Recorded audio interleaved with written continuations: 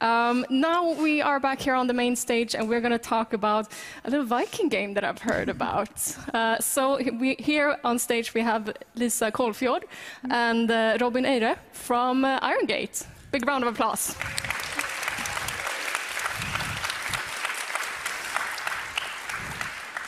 So could you please just start by telling us a little bit about yourself? Lisa, would you like to begin? As you said, my name is Lisa, and I am a community manager and 3D artist at Eyre, and have been since last September. So I have been there for a year.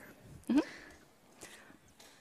Hi, my name is Robin. I'm the first employee over at Eyre. I'm employed as a generalist.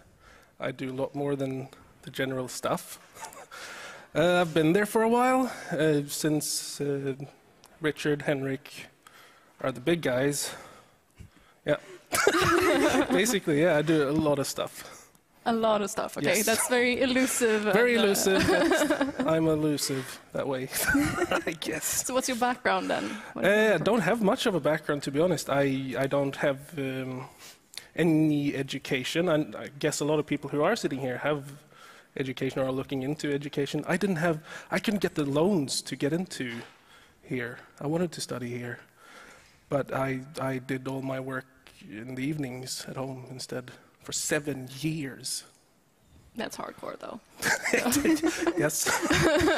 No, persistence. Yeah, persistence and interest and yeah. Cool. So what's your background, Lisa?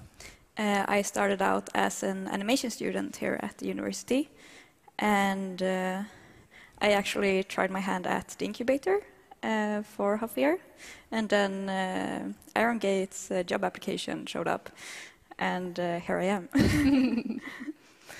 All right. So we might have all heard about a little bit of a success story, about a little Viking game that some people have played. So we're going to talk a little about that. So it's been a while now, I think 8 months since the release or the early access. Something like that? At least that's what my notes say. I was hoping you knew. February. So what has the experience been since the release of Valheim? A roller coaster. In the beginning it was so much. It was a bit of a chaos. A bit. A bit. Just a little bit. Yeah. And very hectic. Now it has calmed down a bit, and when we release updates, it goes up again, and then. But we have learned a lot, I think, all of us. Mm. It was nice. It was scary. It was basically all the feelings you have in the spectrum. It was mostly it was humbling. It was really like when you didn't have the expectation that it was going to be anything but like small. It was going to be a small game for a specific small little audience. When it blew up, it was like, what? Is that imposter syndrome coming towards me now? It was. Yeah, it was. It was. But no, it was a strange feeling, and that people even know about the game. It was so strange, because it's for me, it was like, oh, it's just a game here in Skövde. But no, it was great, but also it was scary. like all the bugs that came in and everything that we weren't really prepared for it as a small team. We weren't really able to handle it, but we did the best we could. It was more or less like a war zone where it was like triage, trying to save what we can, do the best we can. What do we have to fix? Where do we have to focus? So that kept going for like 3 months. Yeah. And and once you're like, I need 10 more Lisas. But you got 2. And they are not even Lisas. They're not even Lisas. They're really good though. Yeah, they are. Hello. So why did it happen? Like, what clicked so well with people? Like, was it the right game at the right moment? Like, what was it that connected? I think that's a really hard question to answer. I think in a way it was the right game at the right moment, since we had the pandemic and people were at home, and then we released a multiplayer game where you could hang out with your friends and not necessarily compete with them, just hang out. and go on adventures. But then I also think like the Viking theme is quite popular and really strong, and has like a very broad audience. And then there's also like a lot of genres found in Valheim. It's building, it's exploration, adventuring, fighting. And yeah, I think it speaks to a lot of people.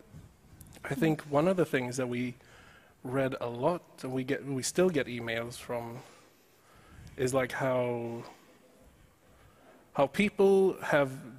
There's a big distance between people now that the pandemic is going on, and how it actually brought them together, being able to play with your brother again, who you didn't play with that much, and I think that spreads well with the Valheim. Mm.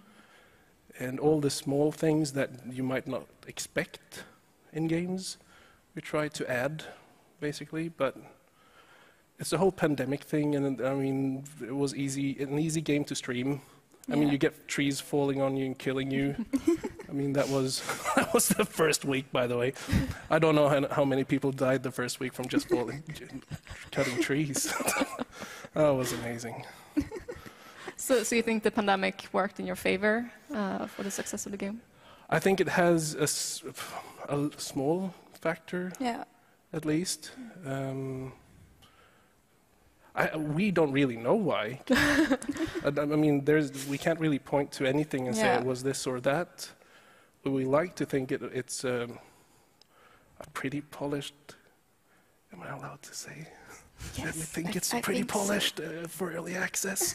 For early access. Yes. No, but I think maybe you're onto something. Like, people want to connect, right? And they want to, as I said, like, not compete every time with your friends. You know, you want to just hang out in an environment to do stuff together. I think that's really something. Like, sort of, I know that Sea of Thieves, for example, had an upspring during the pandemic as well. Like, you want to just chill with your friends when you can't meet up in person. So yeah. But how has the pandemic sort of affected you as a company, like the way you worked? How has that been for you? I mean, just releasing the game and having the success that we had was really strange because we worked from home and we didn't meet, so we didn't celebrate. We haven't celebrated yet. You haven't celebrated? No. We haven't had a release party. We haven't. Are you going to have one now that it's opening up a little bit? I hope so. It feels strange to have it so far after. I mean, we can have like a after celebration. When you're leaving early access? Yeah. Oh, that too. But yeah, we worked from home from December, and and we just came back, which is really nice. And I think it helps like morale to be able to meet each other and have lunch together. So I think it definitely has affected the team. The pandemic has definitely affected the team. I would say the coffee breaks. Coffee breaks, yeah. The coffee breaks and all the weird, strange ideas that come out of coffee breaks. Because you don't tend to call up someone and sit and drink your coffee on Discord and like, what if we did this? It comes from sitting down together, having a small idea, and Eric saying something that leads to something else. Richard says something and it just, okay, great. Let's put in a trash can that has lightning. That sounds good. You have like crazy ideas, right? You're not going to go with someone with that idea. Like, you're not going to call them up and like, hi, I have this idea. It's not going to happen. But over, a cup of coffee maybe. It's going to happen, So you talked about like Vikings maybe resonating with people. Why Vikings in the first place? Like, what's the why did this game go in the direction that it did? Or I think maybe you might know that better than me, since you have been here longer. Oh right, that's the. No, I think it's because Richard wanted to make something with Vikings back in the day. Which it was actually going to be an MMO or a PvP game as well. But he just started with Vikings, basically. And I think a lot of companies just started with Vikings around that stage, and then all the Viking games came out this year. But it feels very Viking-y for a Viking game, though. Like it has more of that vibe that I at least envision when it comes to Vikings, right? I hope so. we try to stay. We try to be a little bit more. We try to stick to like what's realistic to have in a Viking game. But obviously we've got dragons. And they So it doesn't have to be that realistic. It's more Viking like legend, maybe. Viking legend. Oh, that's a good way to put it. Yeah. Yeah, I think sticking to what people know about Vikings rather than this is exactly what Vikings was. Mm. But are you doing any research on what life was actually like in the Viking era, or? A little bit of Googling here and there. Google does help. Yeah. But we tend to look at stuff like how do they actually make boats, and a lot of those smaller things we try to incorporate into the game, or at least think about it when we're designing the stuff that we're doing. But then again, we have trolls, so we don't have to be like historically accurate. No, I think to that as degree. long as it feels like it makes sense in the game, like in the Valheim world, we can be a bit leave the box. Also, if it's cool enough. Cool is important. Yeah, if it seems as though if it's cool enough, it bypasses so many of the rules. Like the lightning trash can. Yes, exactly. Yeah. So, I mean, you've always been a small team, and you're still pretty small. How many people are you now? We are 8, 10. Around there. So I feel a bit ashamed. Like, yeah, most of them are sitting in that row right there. So if you want to tag them later, between 8 and 10. Mm. So how, like, do you think the success has like affected you differently because you're so few? Like, how have you worked as a team to like sort of handle this unexpected like blow-up game that you have? How have we handled it? I think we haven't really celebrated it that much, or I think we're still coping. Maybe a bit in denial. I don't know how have we handled this. We have handled success. We handled it. I think one of the good things about being a small team is that you get a bit tighter, and it's easier to be like, oh, could you help me out with this thing today? Yeah. Could you just have a look at this? I mean, a lot of people, we can shift around the work pretty much very easily, I guess. A lot of the times I'll give you a concept and you'll model it and so on. We'll do like we did now this week. You did concepts this week. Yeah. Yeah, that was nice. Yeah, first time. First time. But we like being a small team mostly because we can. I mean, people can be heard. They can say what they think about things, if it makes sense or not. I don't think you necessarily get that if the team is too big. Yeah, I think if the team is much bigger, it's usually like a core team that makes most of the decisions. And since we're so small, we can involve everyone in most of the decisions we make. So it sounds like you're pretty happy being a smaller team. Yeah. We like being a smaller team. I mean, sometimes, just before we were releasing Hearth and Home, it was really stressful. It felt like some people in the team were actually carrying a big chunk of weight themselves. But it would have been nice to like delegate it to someone else. But as we are in that situation, it's difficult to just hire someone and get to work. That doesn't really work like that. So, but I think we are good. Yeah. What have been the biggest challenges then? Working on the game pre-launch and also after, of course.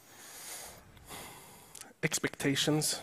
Yeah, I would say the amount, the heavy burden of expectations is it's pretty heavy. From the players. From the players, like if you play Valheim the first time around the early access area, you don't know what to expect.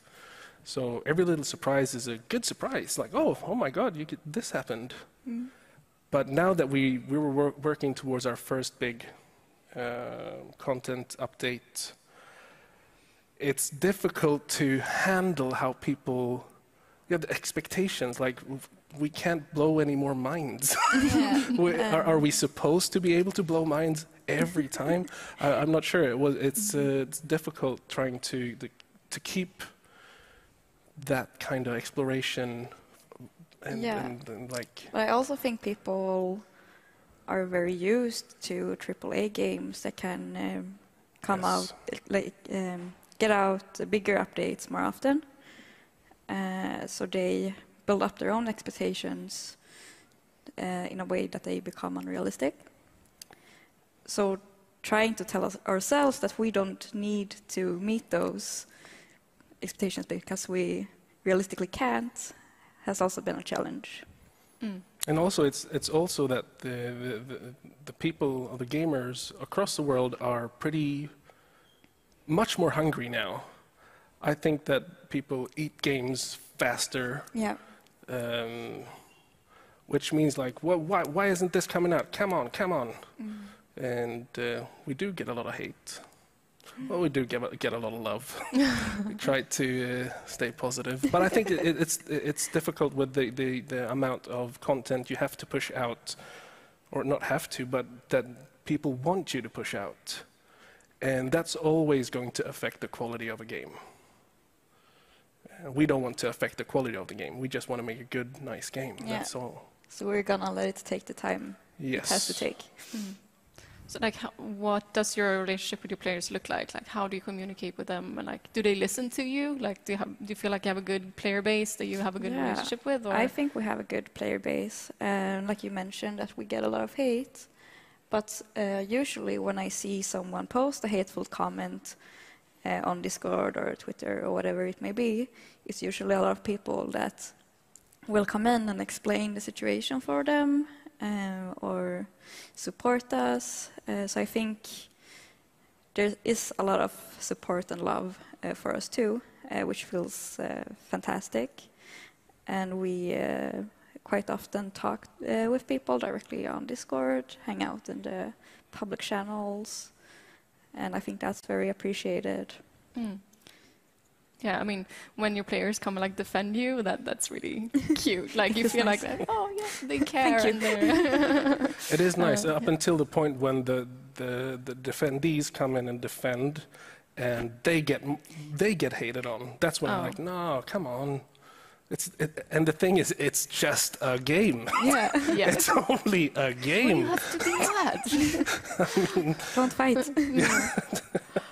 But do they like understand that you're such a small team? Because I know that some players just can't see the difference between 2,000 people company and like a small indie company. Like, do they understand the challenges that you have, or like the unique expectations they can place on you?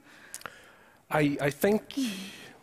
Okay, so we know that our pipeline that we have is pretty fast. Because of the low poly art style, because of the pixels that we go for, like low pixel and the low resolution, but with modern lighting, the turnaround for like pushing out something is pretty quick here, I would say, in this small team. But if you're outside and you don't know anything about this, obviously you'll see, oh, they've just got 1, 2 modelers, and what? So obviously that will make like someone like, okay, we're not getting an update for like 2 years or something like that, and I can understand that as well. But I think that's something we just have to go in and prove them wrong. I mean, we usually work really fast. Yeah. But it has to like quality first. Yeah. Yeah, it's great though that you can have that sort of turnaround, because like some players will just not understand that it takes time for a small team, we're doing our best, but then it's great that you can still have that velocity and sort of bring content to your players. So is there anything you would have done differently if you could go back and redo this? Hard to say. If we had done something differently, maybe we wouldn't have had the success. But is there anything you're thinking like, we shouldn't have done that? Like, I think, well, okay, so the way that we worked on the beta before early access was we worked very organically and very intuitively. We are chasing all the time. What do we want to put our focus on all the time? I think one thing that actually did cripple us was actually because we didn't ever work like this, which what I'm coming to now is putting out a roadmap with all the plans. Yeah. And I think that we felt like internally, like when we put out the roadmap was, we felt a little bit boxed in, like we have to work within this area now. And then we were going to have to work within that area next time. And it felt like, okay, this is my life now. Which like before it was more like an adventure at the office, going out and trying to find stuff. And that's something we're going back to now instead. Yeah, after a couple of months after we released the roadmap, we went out and said that this doesn't work for us. And it's not really how we want to work. We got a lot of sad faces. Not so nice comments, but people who understood, like, okay, we get it. No, don't worry, take your time. And those are the guys I love. But yeah, if we could change something, we should have stuck to, because it's very normal to like show everyone this is what we intend to do. Yeah. And I do like that idea, but I don't know. Just for us, it felt very boxed in. Yeah. And I'm glad that we did try it, but now we know more. We're wiser for it. So if we flip the question around, is there anything you're particularly proud of that, like, yes, we did this, like, this is a feather in our hats that we did?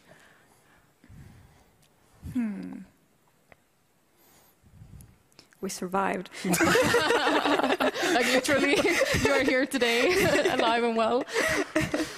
But yeah, I don't know if there's like one specific thing that I think we should be especially proud of doing. I think just keeping our head above the water when those first couple of weeks, all of us, I think we all did pretty well dealing with the stress that came with it. Of course, the excitement too, but it was stressful. There's one thing, it wasn't actually, well, that's one thing that I'm very proud of. At least. And it was actually kind of fun how that actually came to life, because this was in beta, and Sebastian, who was just sitting here, coffee stain guy. Bad luck. Yep. Yeah, bad luck. He was at the office one day. We were talking about sea serpents, and like maybe we should just make like some kind of community interaction, like show sea serpents for people. And that's how we actually started creating the sea serpent in Valheim, just for like, oh, look, we've got sea serpents in our game. That was before you came in as well. Fast forward to early access, we didn't show that much of a sea serpent, I think. But when people actually, when they saw there was actually a sea serpent there, and I saw like on YouTube 4 grown men sitting in a boat, and separately in the world just screaming and pooping their pants. And it's like, this is a low poly game with very low resolution. 4 guys sitting in a boat screaming at a low poly sea serpent coming towards them. That's amazing. I mean, creating that kind of experience with people, right? Like giving such an impression. Oh, we're doing more of that. Yeah. But that's really cool. And it's such a cool thing that games can do. Like we can really deliver that experience to people. Yeah. It's so cool. But speaking about the graphics, so you both, if I understand correctly, work on the graphics of the game. Yep. Can you tell me a little bit about like how does the pipeline look like? How do you come up with new concepts? Like, tell me freely about the art side of this. Go, Lisa.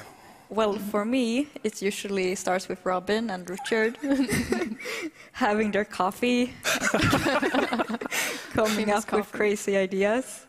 Robin then scribbling down concept arts for me. Throwing it at me.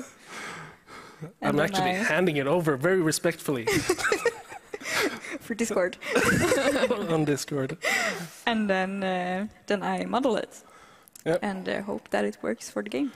And anything, okay, yeah, so basically it starts with someone having a crazy idea or something that we have planned for a while and going for concept art. And we don't try to do polished concept, we just want to get the feeling of it and just blurb it all out.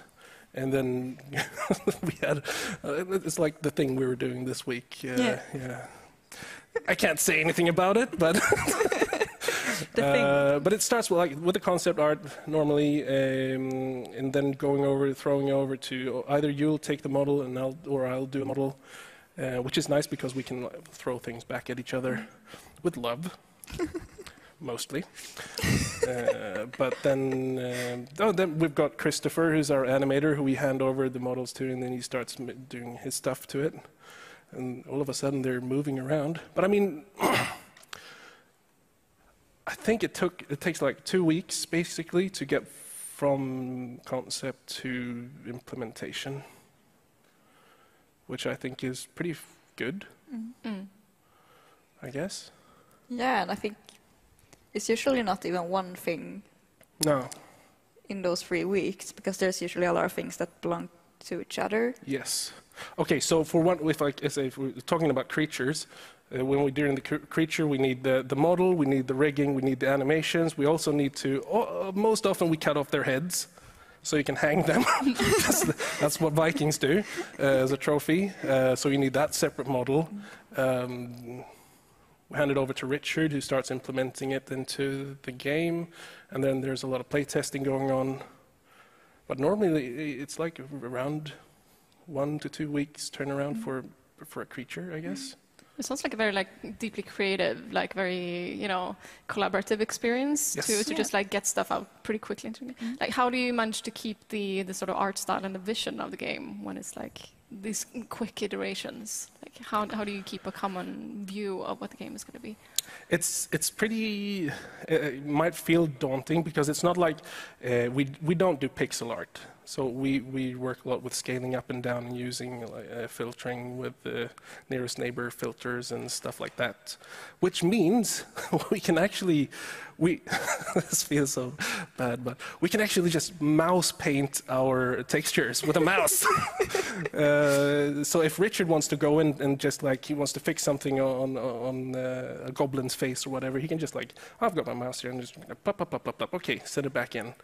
And which is nice because it's so noisy, the textures that we use, it's just a benefit and for the speed in the process. And one of the mottos we have is good enough. Just good enough, not perfect, just good enough. I think there's a saying, right? Perfect is the enemy of good. Can't remember who said it, but if you're striving for perfection, then you're probably not going to reach it, and then you're just not going to release anything at all. So I think that's a very good motto, actually. Yeah. So that's your key to success. Yeah. Good enough. I know Richard comes in a lot of times and he's like, "That's good enough," and I was like, "How about that? Okay, it's good enough." All right. Yeah, so that's brilliant, though. Yeah, I mean, I think you're onto something, honestly. Maybe. It's Richard's philosophy, so kudos to him. Mm-hmm. But so you had this international success now, but I don't think if you ask anyone on the street, maybe here in Skövde, but if you ask anyone in another part of Sweden, they might not actually know about you and about this game. How does that feel to be such an international phenomenon, but the average Swede might not even know about it? I think it feels great. Okay. I think it's nice to have that anonymity, because for a while there it sort of disappeared, because everyone would want to talk about Valheim with you, which is fun, of course, but sometimes you just want to go to the grocery store and buy your groceries. So I love those people. You don't feel compared to the music industry and movie industry and so on, we're still kind of anonymous as game developers? You don't feel like that's a problem at all? No. I had... My computer broke down it was a Sunday evening. I had to go in and go buy a new computer in Jönköping at MediaMarkt over there. And there was this girl come up and I was, "I need a computer." And I was like, "Okay, there's some 6,000 kronor computers over here." I was like, "No, I need a computer." Not potatoes. She took me to the 19,000 area. I was like, "Okay, computers." And she was like, "Why do you need such a big computer?" I was like, I'm in gaming. Video games. I make video games. And, maybe I've heard of what you made. It's like, "Nah, I don't think so." She goes, "Come on, what do you do? What is it?" "It's a little game it's a Viking game called Valheim." And she was like, "Oh my, what? You're the Valheim guy?" Yeah, like, yes, yeah. And I had a meeting at 1 o'clock that day, so I just wanted to go in and buy a computer and go back and like set it up so I can get into the meeting. I'm really happy that this doesn't happen. This is the only time that this has ever happened to me, and I'm so happy, because then she brought out a girl, another one who worked there, and she gave me a quote from the game like, "I have arrived." But I was like, okay, I had no clue what she was talking about. I was like, I just want to get the computer. It was so strange, because I was like, okay, you have arrived. Are you helping me too? But no, I'm happy that doesn't happen in ICA or Willys. I just want to buy pasta. That's all. All right. You made your point. I agree. I mean, I guess just as a games industry, it's getting better, but like for a long time, like we haven't maybe gotten the recognition that some other industries have. That's why I'm trying to get at. Like I think like it would be cool if the rest of Sweden understood. But I think it's getting better, like with the new SVT documentary and so on. People are starting to understand what we're doing in this industry. But yeah, so what's the road ahead, both as a company and for the game? We keep working. You will keep working. Yeah, since we're still in early access, our goal is to just finish the game, and then we'll see what happens after. So we have a cool office soon coming. Yeah. Sometime in the future, which is going to be fun, because then it's going to be really cool to have our bigger office, and be able to get more employees later down the line. I mean, so much of the things that before COVID and everything has always been around the camaraderie and everything around that. So it's really nice to be back seeing the whole gang when they're able to come. So hopefully we can do more of that, because that's what I've been missing out on during this whole time. But yeah, release the full game, damn it. But so you are growing the company and recruiting? We don't want to grow too big, but we want to get more. I mean, it would be nice with a few more cool people, fun people, not too cool. Not cooler than us. Not cooler than us, no. We still have to be the coolest. Yes. Or you hire really cool people who are the ones who go out into ICA and get all the questions. Oh, yeah, You can buy your Oh, you mean shields. decoys? Yes, decoys, right. exactly. Just, big personality. So Decoys, I like that. grab all the attention, Right, but you're working with Coffee Stain. Well, what has that relationship been, working with them? It's been awesome. Yeah. I have so many times where I thought it was going to be like something really formal, but it ended up being like the most casual thing in everybody's buddies, and it's just, I don't know, it was the total opposite of what I thought publishers were. I don't think I've met anyone over there who's a douchebag. Can't say anything right now. No. But I think we have had a lot of freedoms regarding timelines and the content. We trust each other. We trust them as a publisher. They trust us as a developer. And as a community manager, I have received a lot of support from Coffee Stain, which has been fantastic. They have helped out a lot with marketing, and if I have had questions, I have just thrown them at them. And they have so much wisdom to come with as well. Yeah. They know what they're doing, and it's really nice to have them show us the way, which ways we could go. And I don't think they've ever said you have to do this way. Like, it's always been, how do we do this? How would you guys think we should do this in a good way? And it's always been searching together, with them being like our torch. That's really cool. I mean, as we talked about in panel before, like having it be a relationship with, even if it's an investor or publisher, what it is, like having a back and forth, I think is so important. And finding, a company and so on that really works with you, like not against you, but like that wants to do the same thing you do. I think that's really brilliant. So I'm happy that you seem to have that relationship. Yeah. It's really cool. So what is your experience of like Skövde in general with the game community here? Of course, it hasn't been that much during COVID, but like, can you talk a little bit about like the ecosystem here? Well, I think it has been great. I came here I came here to study, so I have gone that way, and like even when I was studying, I met a lot of developers. I think the companies and the school is are quite tight. Quite often, people from the companies will have lectures after school, which I think is great. It like really gives you like a way to look into the world of game development, which is more. I feel like I'm losing the words. I apologize for not making any sense. And it gives you a better insight into the world of game development when you can talk directly to game developers.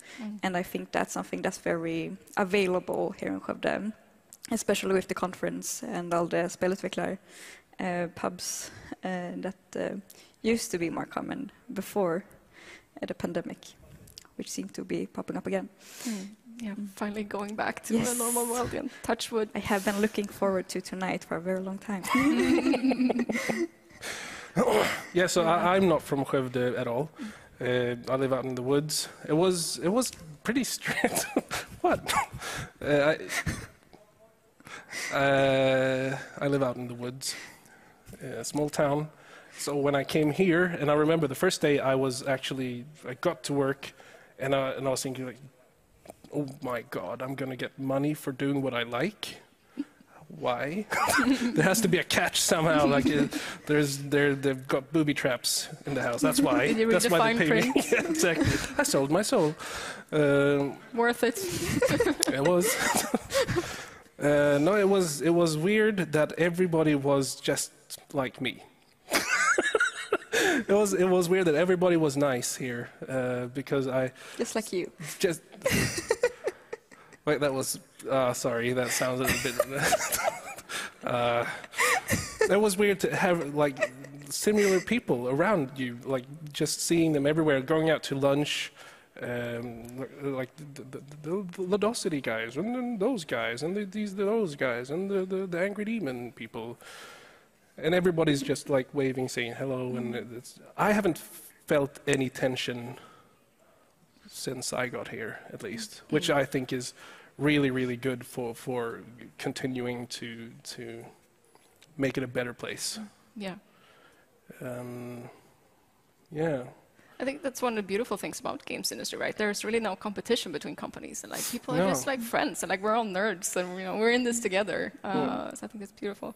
We're gonna open up for questions in a little moment, but I want to finish on a few more questions. Speaking of this, like, what are your first part? Like, what are your sort of advice for people who want to start their own companies and want to also go indie? Do you have any like? Just do it. Just do it. I was just thinking about that meme. Just do it. Do it. Just do it. Okay. Yeah. I mean, if you're in Skövde and you want to start your own game company, like reaching out to the game incubator would be my first tip. I have been there myself, and the support we got from them was fantastic. I learned so much, even during the short time I was there. So if you have an idea, reach out to them, talk to them. They know their shit. Yeah, Iron Gate started out there as well. Yeah. So you've been there twice. I have been. Technically, Iron Gate was out. They had graduated when I started. That's true. Yeah. Never mind. So do you have any advice for individuals as well, like people who want to come into the games industry and want to make it in this industry? What would you tell them? Be yourself and don't try to be someone else than you are. I don't know. I mean, when I've been looking at portfolios and stuff like that, I would rather just know how the person is as well. If I can have a cup of coffee with the person and just like show interest, because if you're genuinely interested in it, in getting in, you will get in, but you actually have to work for it. So just do it. Do it. It might take time, but do it. Yeah, it took me 7 years when I spent 2 hours every evening. It was like, okay, I started with illustrations. Like I was trying to get better at illustrations, and then I was like, okay, I'm bored with this now. So next year I was like, okay, how do I get my illustrations to models? And I started doing that instead every evening. And then like, okay, my models, they're not moving. Can I rig them? Can I do stuff with it? Oh yes, I can do that. And just like, I still do that in the evenings. I've got all my projects going on. So if you're interested and you have passion for it, I don't think there's nothing stopping you.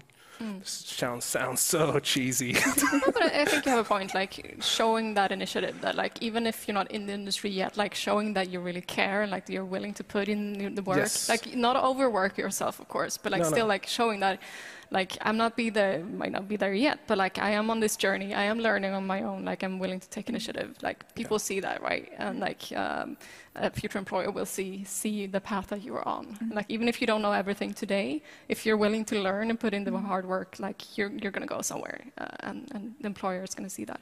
I think it's really good advice. So we have about 9 minutes left. So if the audience has any questions, there's a microphone here in the middle aisle. You're going to have to step up to this microphone and speak into it. Could you raise your hand if you have any questions?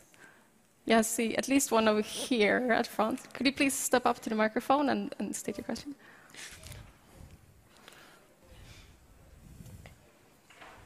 Hello.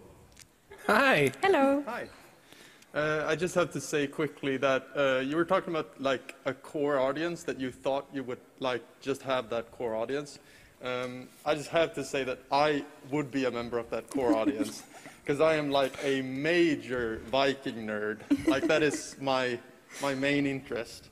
So when I first saw this game, I was like, an open world Viking game where I can play. Whoopsie-doopsie. Where I can play with my friends. Like this is my type of game. Like I've been waiting for this my whole life. And so I was just as surprised as you when it blew up like that, because I thought I would be the guy walking around and telling it to my friends. But now everybody knows about it, so I can't do that. I've got 2 quick questions, sort of nerdy Viking questions. No, also like I'm a concept artist, like I'm studying to become a concept artist. So I have 1 quick question, which is just, you might not know this, but what's the inspiration for the name? Like I know it's Heim, which is one of the, it's supposed to be the 10th world, like the realm in the Viking world, but Val makes me think of Valhalla. I just want to know like the inspiration. And the second question is, as a concept artist, like you might have already talked about this, like, but what's the process of coming up with like a new like a biome or like a new creature or stuff? Because I see a lot of inspiration from Norse mythology and stuff, because you said like Viking legends, which makes me think Norse mythology. And like, you know, the fire creatures are for Muspelheim and like the trolls and stuff, but is there a lot of process, like, do you go back or do you look at something and say, oh, I don't think this fits the theme, like you said before? Is there a lot of scrapped projects and stuff, or, and why are they scrapped? Like, is there a certain reason or something? All right, so if I answer your first question. Yes. It's not going to be that cool. That's okay, I want to know. I might get fired. Also. Let's not get anyone fired. Yeah, but look me up after this, and I'll definitely whisper it in your ear. I feel like you're sitting on information I don't know. Oh, also, Eric knows. He's sitting right there, so he knows as well. So you can also go up and get it. As your second question, we do have a lot of things that don't end up in the game. For example, we have The moose bear. Why? Why is it Because it's a moose bear. because it's a moose bear. The moose bear. It was actually it's so okay. The back part of it is a bear, and just the head is a moose. It's so bad. Everybody wants that now. You Yes, shouldn't have told us. it's never coming. I'm sorry. You got the lizard ox instead. You got the lizard ox instead.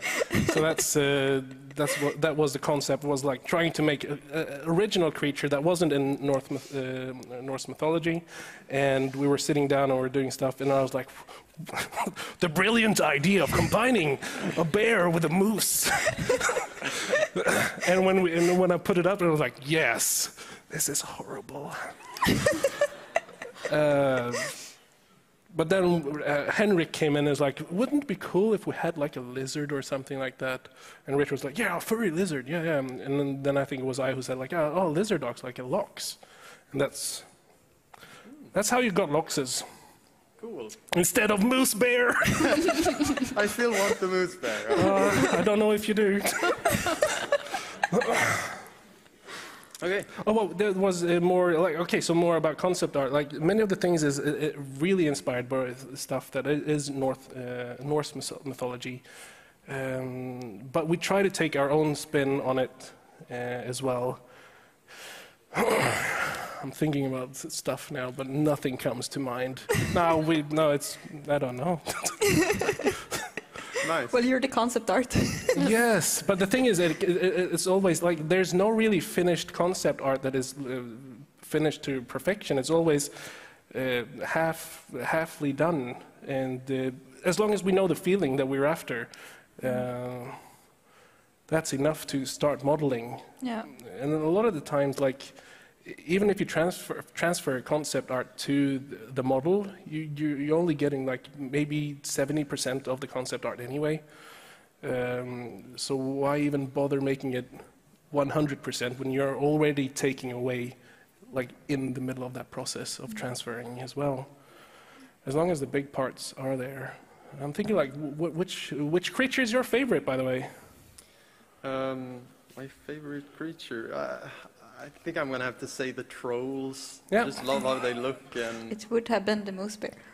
Yeah, It would have been the moose bear. Would have been the moose bear. Honestly, would have been the moose bear. No, but I've always loved trolls.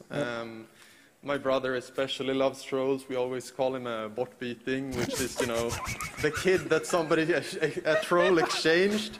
Because all my brothers are blonde except for him. He's got brown hair, so we always thought it was like somebody exchanged him. Yeah, so I love trolls. All right. But look me up after if you want more information. Thank you. Thank you. Do we have another question? We have time for another question. There, we have a question over here. Please come up to the microphone.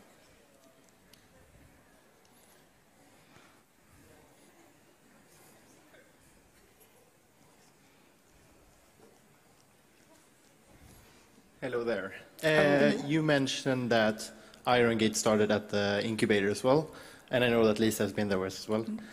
How did you manage your life financially at that time when you were working at the incubator? Let me see. Because I did get money.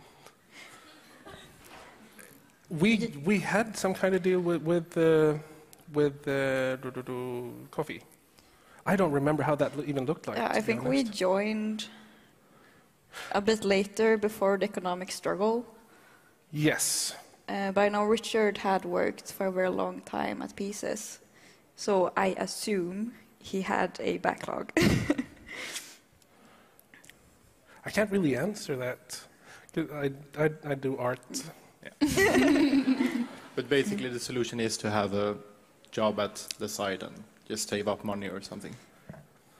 I came in with a contract, like with a salary and everything, because they had already finished like the contracts for the financial part. So that wasn't a big deal for me. But I don't know, because you guys I don't know how it was for you. This is not Iron Gate then. When I was at the incubator, I actually, it was my last term of university, so I had my student loans. But when then I started to look for jobs because I needed at least a part-time job to be able to survive. And I didn't really get that far because I got the job at Iron Gate.